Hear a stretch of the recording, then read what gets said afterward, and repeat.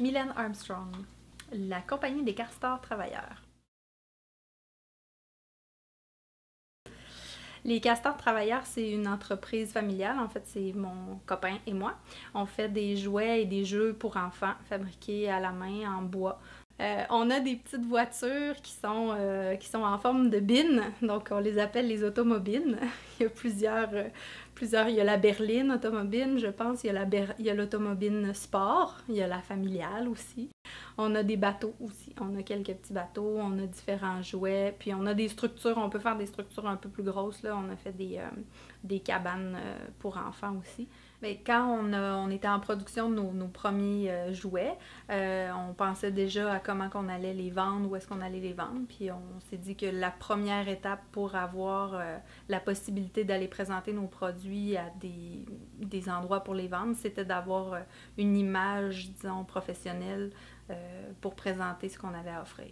Donc, c'est là qu'est venue l'idée d'avoir des cartes d'affaires, d'avoir des étiquettes aussi pour les prix puis pour le détail de c'est quoi nos produits. Donc, on s'est dit qu'il fallait qu'on ait une image de marque. Donc, on l'a fait développer. En fait, on a un ami qui est artiste, qui fait du dessin, qui est graphiste aussi. Puis, on en parlait avec lui, il connaissait nos produits, il aimait ça. Puis, il nous a proposé, si vous voulez faire un logo, ben moi, je peux le faire pour vous. Donc, on lui a expliqué un peu ce qu'on voulait. Puis, il nous a fait des propositions. Ça n'a pas été la première qui a été la meilleure, malgré que tout était intéressant. On a fait évoluer le concept pour arriver au logo qu'on a maintenant.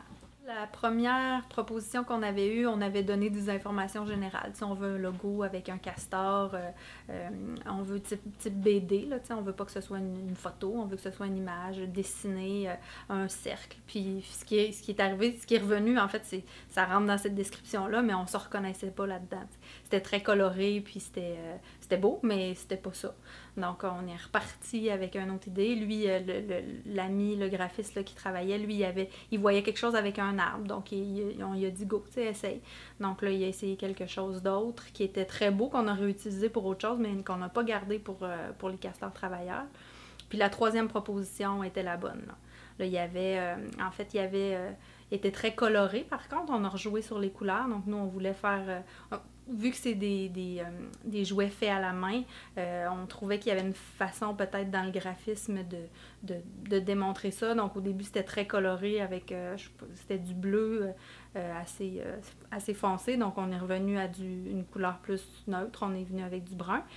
Puis au niveau de l'écriture, la première proposition, c'était assez funky, là, c'était dur un peu à lire, ça faisait pas, c'était beau, mais ça ne nous convenait pas, fait qu'on est allé avec quelque chose qui faisait plus écrit à la main.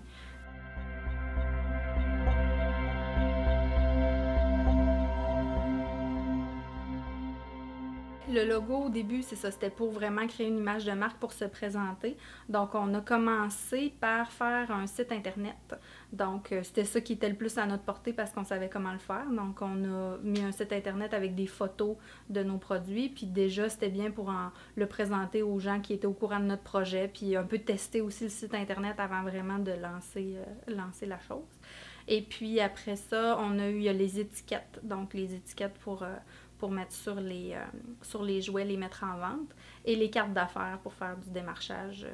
Donc ça, c'est les principaux outils qu'on a fait. Il y a aussi une page Facebook qui a été créée, en fait, pour mettre à jour, dans le fond, les nouveaux jouets.